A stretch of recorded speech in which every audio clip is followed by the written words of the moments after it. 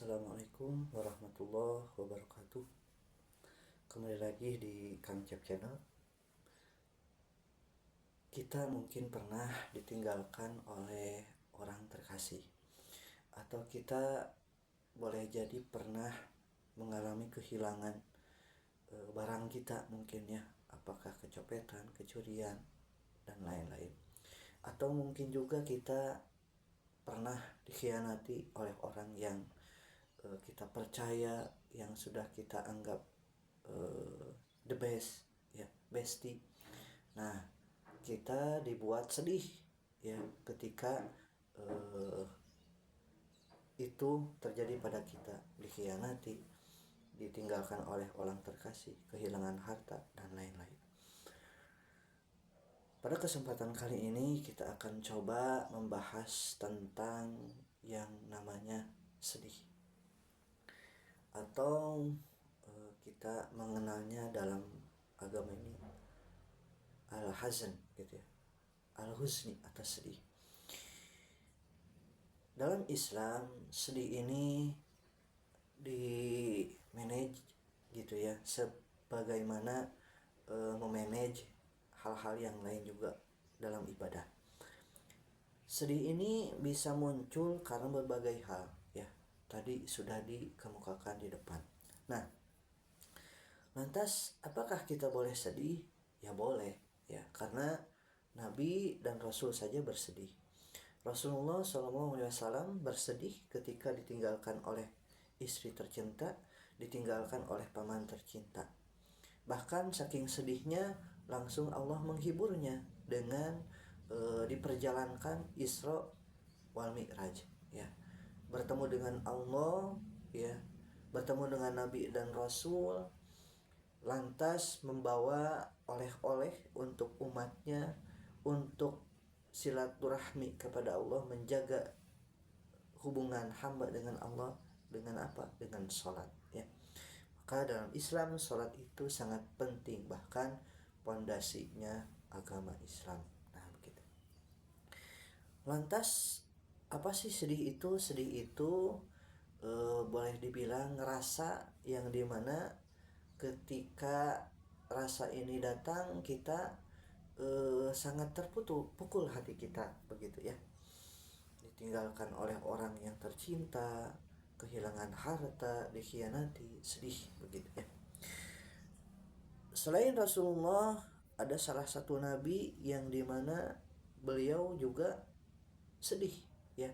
Sedih oleh apa? Oleh anaknya yang hilang ya. Ada anaknya itu 12, yang tidak solihnya 10, yang solihnya 2. Tapi yang solih yang nomor ke-11-nya hilang begitu ya. Dialah Nabi Yusuf alaihissalam. Tapi kita tidak akan membahas itu ya. Sekali lagi, sedih itu boleh begitu ya, tapi jangan berlebihan. Nah, sedih ini ada 2 kategorinya.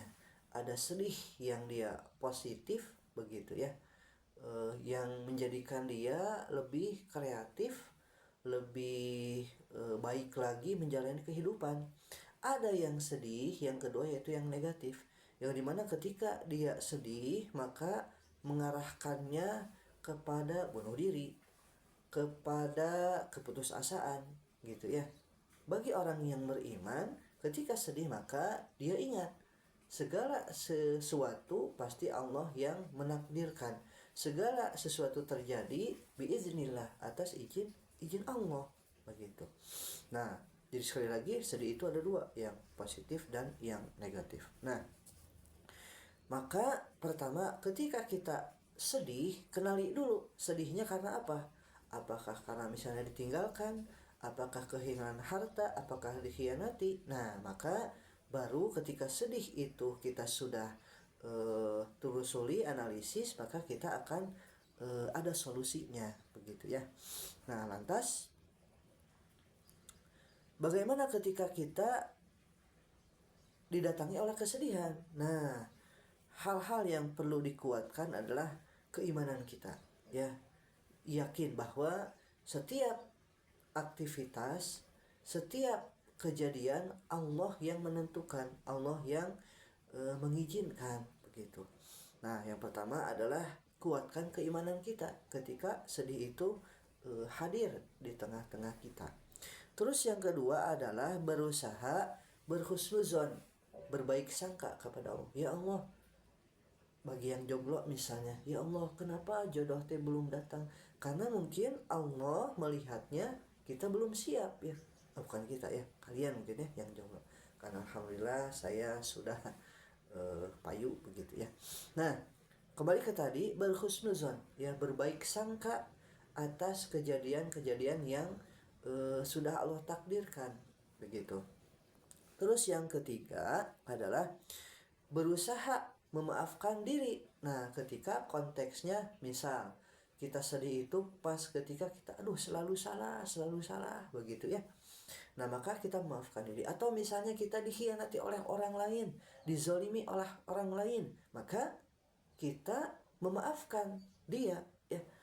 Tapi kan dia tidak layak untuk dimaafkan. Memang ya, boleh jadi orang yang menzolimi kita tidak layak dimaafkan, tapi kita itu memaafkan orang yang menzolimi kita karena Allah, karena kita ingin dimaafkan oleh Allah ya. Karena ketika orang zolim kepada kita, kita tidak terima, kita sedih. Yang rugi siapa? Diri kita. Diri kita tidak akan bisa aktif, tidak akan bisa berkembang karena terus dalam putaran kesedihan ya. Jadi berusaha memaafkan begitu ya. Memaafkan diri kalau kita selalu melakukan kesalahan misalnya begitu ya, sambil terus memperbaiki diri terus begitu ya. Ambil contoh misalnya, seseorang ingin sukses tapi kesuksesannya itu tidak datang langsung ya, perlu berusaha, dikhianati, rugi triliunan rupiah begitu ya. Maka dia siap, dia fight, dia terus berjuang, maka sukses itu akan datang gitu ya. Nah, terus yang keempat, ketika sedih datang ya, walaupun kita sedih, kita harus berusaha mengisi waktu kita dengan hal-hal yang positif ya. Dalam syariat Islam, nah ketika kita gagal, coba lagi. Dalam syariat Islam, ketika ada orang yang menzalimi kita, kita bersabar sambil kita terus menambah ilmu agar kita bisa berkembang ke depan ya. Misalnya, kamu mah orangnya teh tidak berguna, ada yang bilang seperti itu, maka kita tunjukkan bahwa diri kita berguna ya.